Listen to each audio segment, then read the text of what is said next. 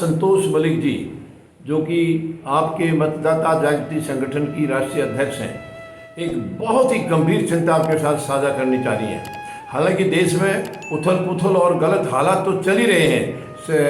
77 साल से, जब से देश आज़ाद हुआ है, तब से किसी भी सरकार ने पूरी तरह से अपनी जिम्मेवारी को नहीं निभाया है। ये दुखद है।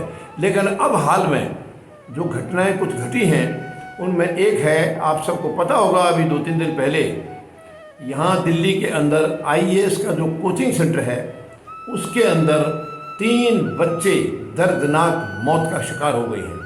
इसके बारे में संतोष मलिक जी की बहुत गंभीर चिंता है। यानी सुरक्षा कहाँ है? सरकारें क्या करती हैं? सरकारें सो रही हैं। यानी वो बेसमेंट में स्टडी सेंटर चल रहा था, बेसमेंट में इनकी लाइब्रेरी थी, वहाँ पर बच्चों की मौत हुई है।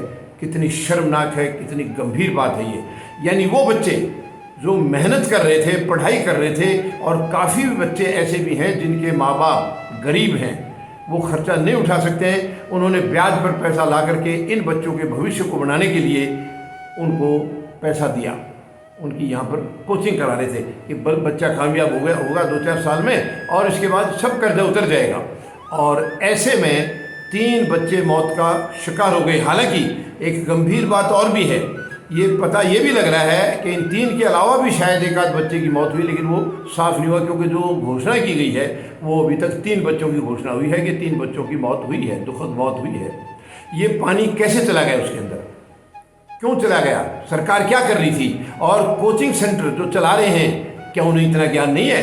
क्या उनको केवल अपने पैसे कमाने का ही मकसद है? भाई तुम पैसे कमाओ दबा कर, क्यों? कोई मरता है तो मरने दो, उनकी कोई जिम्मेवारी नहीं है। और सरकारें क्या देख रही हैं?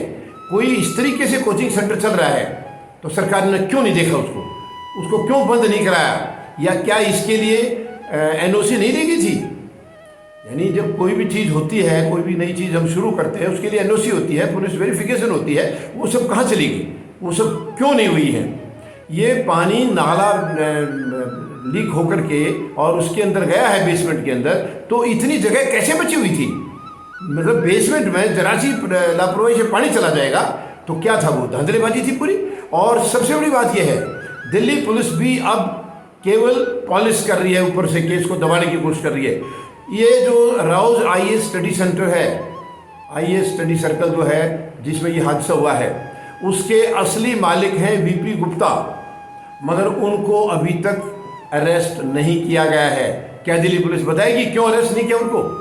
उनकी जगह पर अरेस्ट किया गया है अभिषेक गुप्ता को, और ये दिल्ली पुलिस कह रही है मालिक यही हैं, जबकि इनके कागज चेक किए गए हैं, इनकी लिंक्डइन पर प्रोफाइल वगैरह देखी है, वहाँ पर वीपी गुप्ता हैं चेयरमैन, इसके चेयरमैन एंड मैनेजिंग डायरेक्टर। तो वीपी गुप्ता को क्यों अरेस्ट नहीं किया गया? और जब हमारे कुछ शिकायत करता है और इन ये बच्चे जो स्टूडेंट्स हैं, उन्होंने जब पूछा कि उनको अरेस्ट क्यों नहीं किया गया, तो ये कह रहे नहीं वो बुजुर्ग है। पहले तो इन्होंने ये सोचा कि किसी को पता नहीं चलेगा मालिक कौन है, काम चल जाएगा। यानी जब असली मालिक जो इसका गुनहगार है उसको अरेस्ट क्यों नहीं किया जा रहा है? शर्मनाक है ये। और इन मौतों का जिम्मेवार कौन है? क्या दिल्ली सरकार है, एमसीडी है, या केंद्र सरकार है? मेरी नज़र में सभी के सभी जिम्मेवार हैं। केंद्र सरकार दिल्ली में बैठी है, उनको भी नज़र रखनी चाहिए कहाँ पर क्या हो रहा है, क्योंकि ये बहुत सारी चीज़ें केंद्र सरकार के नीचे आती हैं दिल्ली में। क्योंकि यहाँ का एमसीडी का इलाका अलग है, विधायक का अलग है। इस तरीके से ये भी एक गंभीर चर्चा की बात है कि इनका असली गुनहगार कौन है, असली मालिक इनका कौन है, कौन जवाबदेह है इनका। ये भी एक शर्मनाक बात है, क्योंकि जिम्मेवारी लेने के लिए कोई आगे नहीं आ रहा। 3 बच्चों की मौत है या उनका मर्डर किया गया है? मैं तो समझता हूँ ये मर्डर हुआ है, क्योंकि लापरवाहियाँ जहाँ की जाती है। मौत वो होती है जो अचानक बच्चे के साथ कोई एक्सीडेंट हो जाए, कोई दीवार गिर जाए, कुछ और हो जाए, लेकिन ये सरासर ये मर्डर किए गए हैं। तो मैं सरकार से निवेदन करूंगा इसकी गंभीर जांच कराएं, और माननीय सर्वोच्च न्यायालय से मैं निवेदन करूंगा, क्योंकि ये नहीं लाएंगे सरकार असली दोषी को आप बाहर।